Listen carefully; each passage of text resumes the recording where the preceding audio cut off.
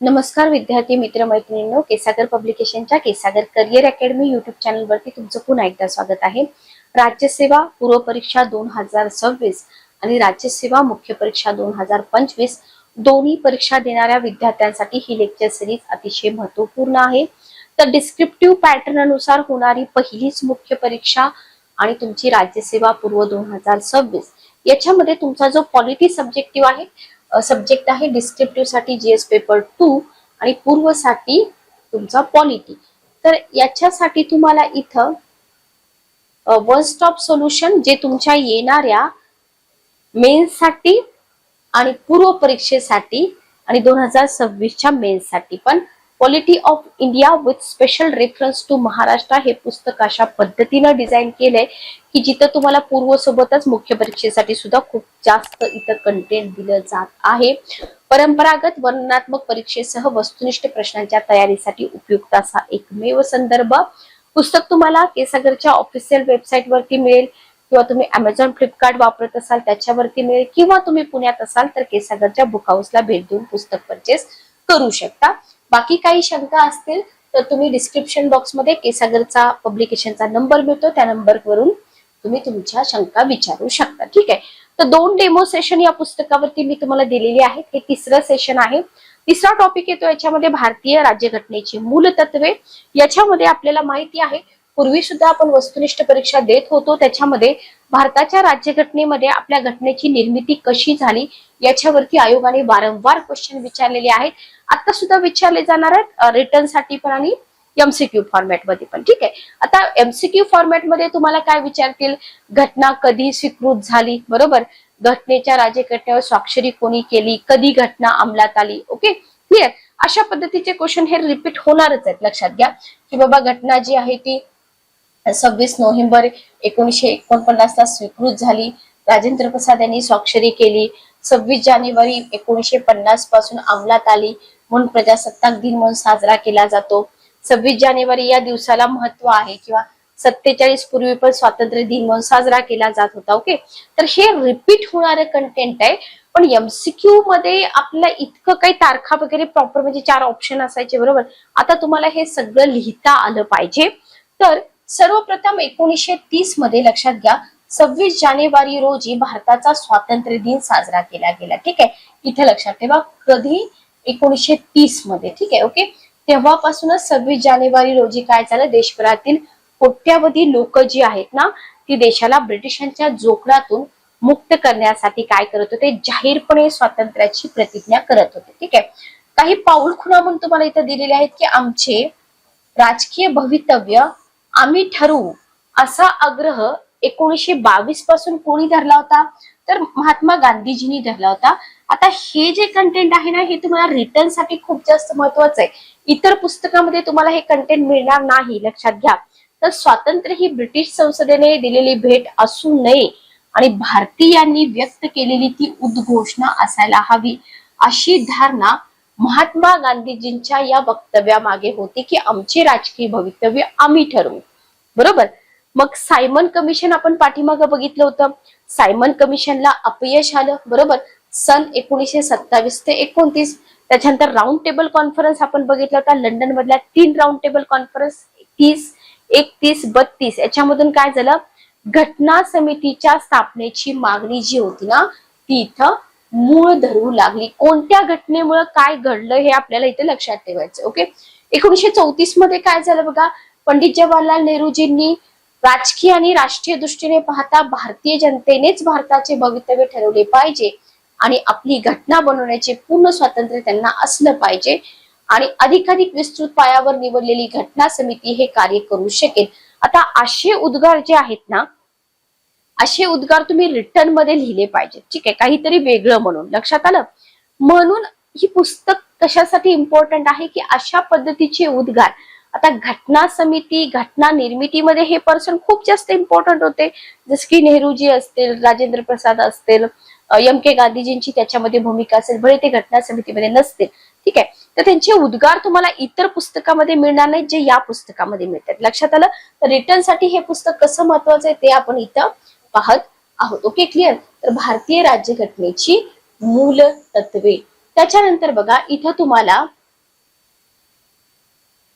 भारतीय आशा आकांक्षाचं प्रतिबिंब असलेली घटना निर्माण करण्यासाठी घटना समितीची मागणी हे काँग्रेसचं अधिकृत धोरण बनलं होतं. आणि इथं डेट येते 29 जुलै 1936. इथं काय झालं, डेट लक्षात ठेवा बरं का, 29 जुलै 1936 निवडणूक जाहीरनाम्यात त्याला मूर्त स्वरूप दिलेलं दिसून येतं. ओके, तर सन 1938 मध्ये पंडित नेहरू यांनी घटना समितीच्या मागणी सुस्पष्ट स्वरूपात निसंदिग्ध आकार दिला. या संदर्भात नेहरूजी काय म्हणतात बघा, भारतीय काँग्रेस स्वातंत्र्य आणि लोकशाही शासनाच्या निर्मितीसाठी कटिबद्ध आहे. स्वतंत्र भारताची राज्यघटना प्रौढ मतदानाद्वारे निवडलेल्या घटना समितीनेच तयार केली पाहिजे आणि त्यात कोणत्याही स्वरूपात बाहेरचा हस्तक्षेप नको. ठीक आहे, ओके. आता बघा, नेहरूजींचे 2 उद्गार तुम्हाला इथे मिळाले, गांधीजींचा एक उद्गार तुम्हाला इथे मिळाले. तर हे कंटेंट याच्यावरती बेस, समजा तुम्हाला एखादा क्वेश्चन आला घटनेच्या मूल तत्वावरती, तर हे खूप चांगले मार्क्स देतं असं कंटेंट. ओके, त्याच्यानंतर कॅबिनेट मिशन योजनेचा जर आपण इथे उल्लेख बघितला तर कॅबिनेट मिशनच्या शिफारसीनुसार काय झालं, तयार करण्यात आलेल्या योजना अन्वये 1946 मध्ये, लक्षात घ्या, 1946 मध्ये इथं घटना समितीची रचना करण्यात आलेली दिसून येते. ओके, कशाची, घटना समितीची रचना करण्यात आलेली दिसून येते. आणि आतापर्यंत तुम्हाला एमसीक्यू फॉर्मॅट मध्ये फक्त घटना समितीच्या रचनेबद्दल विचारलं जात होतं. आता रिटर्न मध्ये तुम्हाला याची वैशिष्ट्ये पण विचारली जातील. ठीक आहे, तर घटना समितीची एकूण सदस्य संख्या 389 असणार होती, पण 296 सदस्य भारताचं प्रतिनिधित्व करणार, 93 सदस्य संस्थानांचं. पण याच्यामध्ये झालं काय ते पुढे आपल्याला बघायचंय. 296 पैकी 292 सदस्य कोणत्या प्रांतामधून होते हेही तुम्हाला माहित पाहिजे. मद्रास, मुंबई, युपी, बिहार, मध्य प्रांत, ओडिसा, सिंध, बंगाल हे सगळे प्रांत गव्हर्नरच्या अधिपत्याखाली होते. ठीक आहे, ओके, क्लिअर. आणि दिल्ली, कुर्ग, अजमेर, मेवाड, ब्रिटिश व्याप्त बलुचिस्तान मुख्य आयुक्तांच्या अखत्यारीखालील प्रदेशांचे प्रतिनिधित्व करणार होते. Okay, clear. तर भारतासाठी घटना परिषद ही संकल्पना कधी मांडली असे प्रश्न तुम्हाला पूर्वला येऊ शकतात. 34 मध्ये कोणी मांडली, मानवेंद्रनाथ रॉय यांनी मांडली. ठीक आहे, तर पूर्व आणि मुख्य दोन्ही परीक्षांचा इथं खूप चांगला अभ्यास करून पुस्तक इथं लिहिलेलं आहे, लक्षात घ्या. Okay, clear. त्याच्यानंतर बघा, आता इथं जे आपण कॅल्क्युलेशन बघितलं की नाही पाठीमागं, की किती सदस्य असणार होते बघा. तर घटना समितीतील जागांची विभागणी कशी होती, याच्यामध्ये ब्रिटिश व्याप्त भारतीय प्रांतामधले 292 जागा, भारतीय संस्थानांच्या 93 जागा, बरोबर, मुख्य आयुक्तांचे 4 प्रांत, एकूण 389, बरोबर. मग जो प्रत्येक प्रांत होता किंवा संस्थान होतं किंवा संस्थानांचा गट होता, त्यांच्या लोकसंख्येच्या प्रमाणात साधारणतः 10 लाख लोकसंख्येमागे एक, हे पण प्रमाण लक्षात ठेवा, प्रतिनिधित्व मिळणार होतं. आणि ब्रिटिश व्याप्त भारतातील प्रांतांना देण्यात येणाऱ्या जागा ज्या होत्या ना, त्या शीख, मुस्लिम, बघा, मुस्लिम, शीख, सर्वसाधारण या 3 गटात लोकसंख्येच्या प्रमाणात विभागल्या होत्या, 1 लाखापाठीमागे एक. ठीक आहे, ओके. आणि प्रत्येक जमातीचे प्रतिनिधी त्या जमातीच्या प्रांतिक विधिमंडळात असलेल्या सदस्यांकडून निवडण्यात यायचे होते. संस्थानांचे जे प्रतिनिधी होते ते संस्थानिकांकडून काय करायचे होते, नॉमिनेट करायचे होते. लक्षात घ्या, संस्थानांच्या प्रतिनिधींची निवड कशी करायची याचे राईट्स कोणाला होते, विचार विनिमय समितीला होते, हे पण तुम्ही लक्षात ठेवा. ओके, त्याच्यानंतर काय झालं, 46 मध्ये ब्रिटिश व्याप्त भारतातील प्रांतांनी घटना समितीवर निवडून द्यायच्या 296 जागांसाठी निवडणुका पार पडल्या. Very very important. जुलै 1946 मध्ये ज्या निवडणुका झाल्या ना, ते कशासाठी होत्या, 296 जागांसाठी होत्या. आणि काँग्रेसला 208 जागा मिळाल्या, लीगला 73 जागा मिळाल्या, छोटे गट अपक्ष यांना उरलेल्या 15 जागा मिळाल्या, लक्षात ठेवा.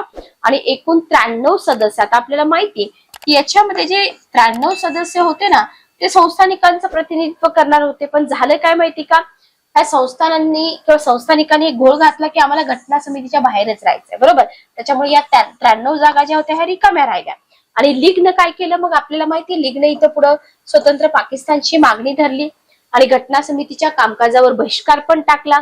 मग इथं जे पहिलं अधिवेशन होतं, टोटल जेवढे अधिवेशन झाली होती त्यापैकी जे 9 डिसेंबरला पहिलं अधिवेशन झालं होतं, त्या अधिवेशनासाठी फक्त 207 सदस्य उपस्थित होते, लक्षात ठेवा. ठीक आहे, ओके क्लिअर. आणि इथं सच्चिदानंद सिन्हा यांच्यावरती ऑलरेडी क्वेश्चन आलेला आहे की फ्रान्समध्ये प्रचलित असलेल्या प्रथेचं अनुकरण करून वयोवृद्ध नेते सच्चिदानंद सिन्हा यांची दिल्लीमध्ये भरलेल्या घटना समितीच्या पहिल्या अधिवेशनाचे हंगामी अध्यक्ष म्हणून काय केली, तर निवड करण्यात आलेली आपल्याला दिसून येते. तर जेवढं कंटेंट मी आज तुम्हाला इथे एक्सप्लेन करते ना, त्याच्यावरती भरपूर वेळा प्रीला क्वेश्चन विचारलेले आहेत. Okay clear. मग त्याच्यामध्ये तुम्हाला पुढे घटना समितीचे अध्यक्ष म्हणून राजेंद्र प्रसाद यांची निवड कधी झाली, 11 डिसेंबर 1946. डेट मध्ये कन्फ्युज होऊ शकतं, लक्षात घ्या.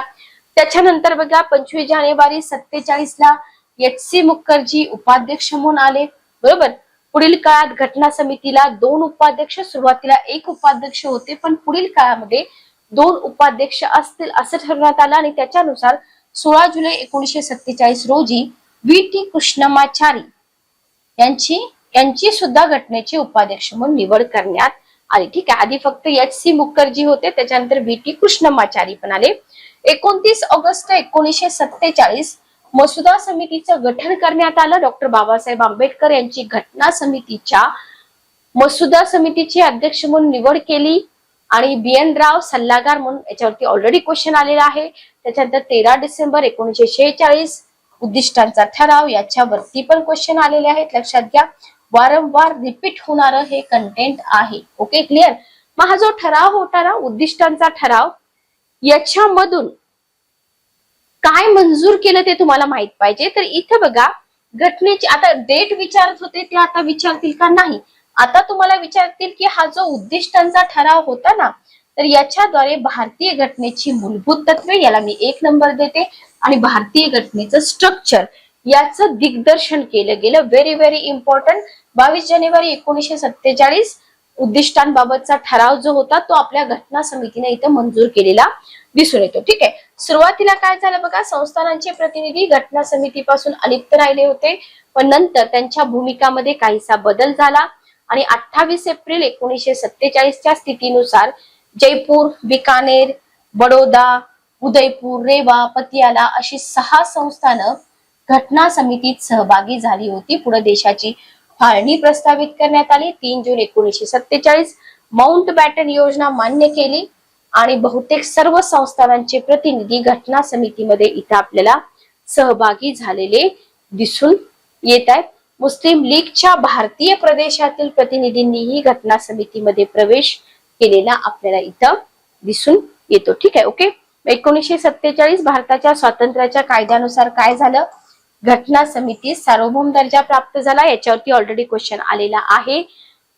सार्वभौम म्हणजे काय, ब्रिटिश संसदेने भारतासाठी संमत केलेला कोणताही कायदा रद्द करण्यास किंवा कोणत्याही कायद्यात सुधारणा करण्यास, बदल घडवण्यास आपली आपली घटना समिती सक्षम होती, असा होतो इथं सार्वभौमचा अर्थ. ठीक आहे. तर कोणकोणत्या मुद्द्यांवरती, कोणकोणत्या शब्दांवरती, इथं कोणकोणत्या संकल्पनांवरती ऑलरेडी क्वेश्चन आलेले आहेत ना, हे इथं आपल्याला काय करायचं आहे, व्यवस्थित समजून घ्यायचं आहे. ठीक आहे, ओके क्लिअर.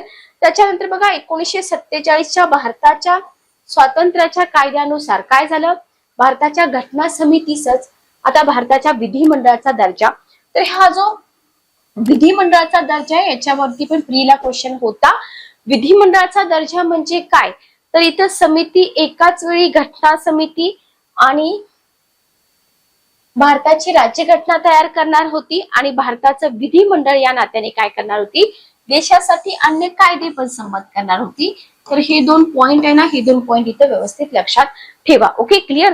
तर हा पूर्वी पण क्वेश्चन विचारलाय जी.व्ही. मावळणकरांवरती, आणि याच्या पुढेही तुम्हाला क्वेश्चन विचारले जाऊ शकतात. ठीक आहे, ओके क्लिअर.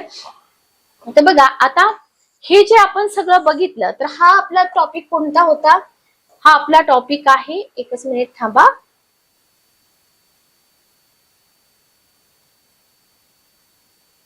बघा, भारतीय राज्यघटनेची मूलतत्वे, इतकासाच पार्ट आपण आज इथं बघितलाय.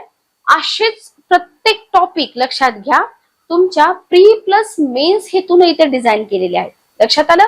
आणि म्हणूनच आपण वारंवार सांगतोय की तुम्ही जर राज्यसेवा परीक्षेचा अभ्यास करत असाल तर तुम्ही फक्त आणि फक्त पूर्व परीक्षेचाच विचार करू नका, तुम्ही इथे मुख्य परीक्षेचा पण विचार करा. एकच पुस्तक आहे जे तुम्हाला पुढे मुख्यला पण कसं उपयोगी पडेल, जसं की जिओग्राफी आहे, पॉलिटी आहे, त्याच्यानंतर तुमचा हिस्ट्री आहे, बरोबर, एन्व्हायरमेंट इकॉलॉजी आहे, विज्ञान आहे, हे सगळे विषय पुढे तुम्हाला मेन्सला पण असणार आहेत. त्याच्यामुळे मी प्रिलियम पुरताच अभ्यास करतो, मेन्स साठी मी पुन्हा वेगळा अभ्यास करतो, या अशा गोष्टी इथं व्हायला नकोय. ठीक आहे, ओके, क्लिअर. आणि याच्या आधी सुद्धा फॉर एक्झाम्पल बघा, जसं की फॉर एक्झाम्पल बघा आता इथं ऑगस्ट घोषणा, क्रिप्स योजना, तर याच्यावरती पण आयोगाचे क्वेश्चन आहेतच की. जसं की बघा इथं ऑगस्ट घोषणा आहे, तर गव्हर्नर जनरल लॉर्ड लिथगो यांनी 8 ऑगस्ट 1940 रोजी जी घोषणा भारताला दिली होती, स्वातंत्र्य देण्याची तरतूद होती का, सगळ्यात महत्वाचा मुद्दा. पहिल्यांदा तर आपल्याला ही ऑगस्ट घोषणा, क्रिप्स मिशन, टाइमलाईन विचारली जाते की कालानुक्रम लावा. ठीक आहे, आणि नंतर जर 4 लाईनर क्वेश्चन असतील तर ही जी घोषणा होती कोणी केली होती, कधी केली होती, मग याच्यामध्ये भारताला स्वातंत्र्य देण्याची घोषणा होती का, युद्ध संपल्यानंतर भारताला डोमिनियनचा दर्जा देण्यात येईल अशी योजना होती, बरोबर. मग युद्धानंतर भारताची घटना तयार करण्यासाठी प्रातिनिधिक स्वरूपाची घटना समिती निर्माण करण्याचा ब्रिटिशांचा मानस असल्याचं या घोषणेतून प्रतीत होत होतं. ठीक आहे, मग भारतीयांना हवी असलेली ही घटना तयार करण्याची जबाबदारी प्रामुख्याने कुणावरती द्यायची, भारतीयांवरतीच द्यायची, असा मोटो या ऑगस्ट घोषणेमधून होता, लक्षात ठेवा. आणि मग इथं आपल्याला दिसून येतं की धार्मिक एकात्मता साधणं ही घटना समिती नेमण्याची प्राथमिक अट होती. आता हे आपल्याला कधी आधी हे कंटेंट मिळाले का नाही, की धार्मिक एकात्मता साधणं ही घटना समिती नेमण्याची प्राथमिक अट होती. प्राध्यापक आशीवर्थम, आता यांचं जे नाव आहे ते कुठल्या पुस्तकामध्ये मिळतं का बघा, प्राध्यापक आशीवर्थम यांनी म्हटल्याप्रमाणे ऑगस्ट घोषणा म्हणजे सर्व अल्पसंख्याकांना तसेच संबंधितांना देण्यात आलेला कोरा चेक, आणि याच्यामुळं राष्ट्रवाद्यांचं समाधान झालं नाही. ठीक आहे, ओके, क्लिअर. तर हे आशीवर्थम यांचा उल्लेख तुम्ही आन्सर रायटिंग मध्ये करू शकता का, डेफिनेटली करू शकता, लक्षात घ्या. याच्यानंतर 1942 मध्ये येते क्रिप्स मिशन किंवा क्रिप्स योजना, आपल्याला माहिती आहे, याच्यावरती आपल्याला क्वेश्चन विचारलेत. याच्यामध्ये क्रिप्स साहेबांबरोबर इतर पर्सन कोण होते हेही तुम्हाला विचारलेलं आहे. आणि या सगळ्याच्या आधी दुसरं महायुद्ध. आता लक्षात घ्या, दुसऱ्या महायुद्धावरती एवढे क्वेश्चन येत नाहीत. ठीक आहे, मी कशाचं सांगते, मी पूर्व परीक्षेचं सांगते. पण जर तुम्हाला क्वेश्चन असा असेल जिथं तुम्हाला हे बॅकग्राऊंड लिहावं लागेल दुसऱ्या महायुद्धाचं, तर तिथं तुम्हाला कंटेंट माहित पाहिजे की नाही. फॉर एक्झाम्पल बघा की दुसऱ्या महायुद्धामुळे राजकारणाचे संदर्भ बदलले, इथं सहकार्य केलं होतं काँग्रेसनं, पुढे सहकार्य केलं नाही, वगैरे वगैरे. ठीक आहे, ओके. तर हे अशा पद्धतीचा अभ्यास करणं कशासाठी गरजेचं आहे, हे सगळं आपल्याला राज्यसेवा मेन्स साठी गरजेचं आहे, लक्षात घ्या. ठीक आहे, ओके. काँग्रेसची भूमिका काय होती, लीगची भूमिका काय होती, तर क्वेश्चन जसे फ्रेम होत आहेत ना, तसं तिथं तुम्हाला पार्श्वभूमी माहित पाहिजे, बॉडी पार्ट मध्ये लिहिण्यासाठी त्याच्याशी संबंधित इन्फॉर्मेशन तुम्हाला माहित पाहिजे, सारांश लिहिण्यासाठी पुढचा भाग पण तुम्हाला माहित पाहिजे, निष्कर्ष लिहिण्यासाठी. तर मग पुस्तकं कोणत्या क्वालिटीची वापरली पाहिजेत, कशी वापरली पाहिजेत, याचं उत्तम ज्ञान तुम्हाला असलं पाहिजे. म्हणूनच आपण इथं विद्यार्थ्यांना जीएस पेपर 2 पॉलिटी आणि राज्यसेवा पूर्व परीक्षा पॉलिटीसाठी polity of India with special reference to Maharashtra हे पुस्तक सजेस्ट करत आहोत, जे की तुम्हाला येणाऱ्या एक्झाम साठी उपयोगी पडेल. याच्या सोबतच तुम्हाला राज्यसेवा मुख्य परीक्षेसाठी आपल्या पब्लिकेशनची भरपूर पुस्तकं अवेलेबल आहेत, जसं की अनिवार्य इंग्लिश, अनिवार्य Marathi, general studies 1, GS2, GS3, 4 आणि इथिक्स. ठीक आहे, तर तुम्ही ऑफिशियल वेबसाईटला भेट द्या. ऑफिशियल वेबसाईट वरती तुम्हाला सगळ्या लिस्ट मिळतील, राज्यसेवाच नाही तर इतर परीक्षांच्या सुद्धा सगळ्या पुस्तकांच्या याद्या तुम्हाला इथे मिळतील. जर तुमच्या काही अडचणी असतील तर कमेंट बॉक्स मध्ये विचारा. आन्सर रायटिंगचे सेशन चालू राहतील. मला बऱ्याच विद्यार्थ्यांचे कमेंट आले की मॅडम आन्सर रायटिंगचे सेशन घ्या, तर नक्की घेऊया. सेशन कसं वाटलं कमेंट करून सांगा. भेटूया नेक्स्ट सेशन मध्ये. Good day, take care.